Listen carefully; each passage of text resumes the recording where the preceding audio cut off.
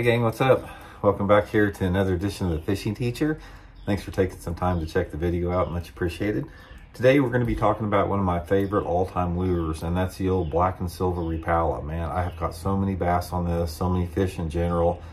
Still works just as good today, so I'm going to give you guys some tips and advice on really when I like to fish it. So first of all, guys, I'd like to just thank everybody out there that has supported the Fishing Teacher by becoming a member of the channel. If you're interested in becoming a member and getting access to my personal email address for your fishing questions, all you have to do is just click the little join button on my Fishing Teacher homepage. It gives you all the info for that, so much appreciated. Okay guys, this little Rapala right here, I think this is I think it's like a number 7 or something like that. The 11 is probably the most popular, the 3-hook model. This is a smaller one here. Guys, this is really the lure that got me started catching bass and perch. I wading creeks with this thing back in the late 70s and mid 70s. I caught so many fish wading little creeks with this around my house, and I caught some of the first bass I ever caught in my life.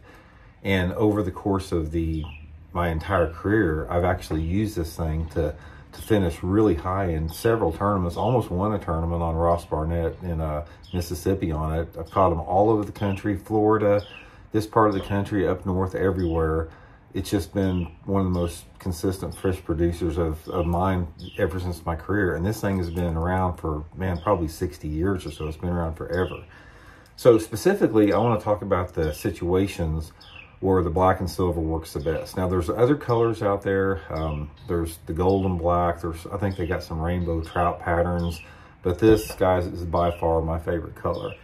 So here's the situation it works the best in. This is a balsa wood lure. It's a jerk bait, but it floats up real fast if you jerk it down. So there's two different ways that you can fish it. You can fish it like a jerk bait, just, you know, traditional jerk pause, or you can fish it like a topwater lure. And the thing about the Rapala that makes it super unique as a topwater lure, it's extremely subtle and quiet. There's no rattles in this bait. It's light, it's small, and therefore when those fish are in a situation where they're in shallow water and clear water and it's extremely calm out, where fish are generally spooky, this is the best topwater you can throw. And the favorite situation for it is, let's say for example, I'm fishing anytime the water temperature is like over 60 degrees. And it does work better in the springtime of the year. I mean, springtime and maybe fall. But for the most part, say March through June is when I really catch a lot of fish on this. And I'll get back into areas that are clear and calm and protected and shallow. If you have grass, that's even better, but you don't have to have grass. And in areas where you know the fish are concentrated in. Let's say, for example, you go to the back part of the cove and maybe you've got some little isolated clumps of grass back there that are small. You can take that little Rapala and throw it back in there, you know, let it hit the water and let it float to the surface, and just twitch it where it barely goes underwater, and let it float back to the surface. Let all the ripples disappear and just barely twitch it like that. That bait just barely moves like that on the surface, and those fish will just come up and annihilate this thing. That is my favorite way to fish it. Another way you can fish it in the same scenario is where you can cover a little bit more water, because obviously you can't cover very much water just letting it sit and barely moving it, is when you jerk it down and let it float up, and jerk it down and let it float up. So what I like to do with that is I'll throw it out there and I'll jerk it down a couple times, let it float up, and as soon as it hits the water, as soon as it hits the surface, I jerk it back down a little bit. So I'm constantly, I'm like boom, boom, float, boom, boom, boom, boom.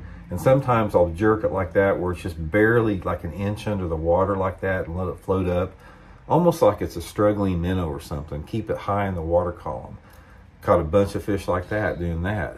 And then finally, I fish it just like a jerk bait. It's a really good warm water jerk bait. I almost won a Bassmaster tournament at Lake Gunnersville in May on this thing, fishing it just like a jerk bait. Jerk, jerk, pause, jerk, jerk, pause, not letting it pause very long, just like a split second, like boom, boom, boom, boom, boom, boom, like that. Because if you let it pause too much, it's going to float right back up. But if you're in a situation where those fish are shallow and around some type of wood, rock, grass, or something like that, you can fish it like a jerk bait and catch a lot of fish with it. So guys, give it a try. Quick tip, this thing's been around forever. It's sort of like gotten overlooked the past 10 or 20 years because all of the advent of the high-tech jerk baits. But guys, I still have a bunch of these in my box. They're fish catchers, and they're always going to be fish catchers. So hope it helps you guys catch a few. We'll talk later.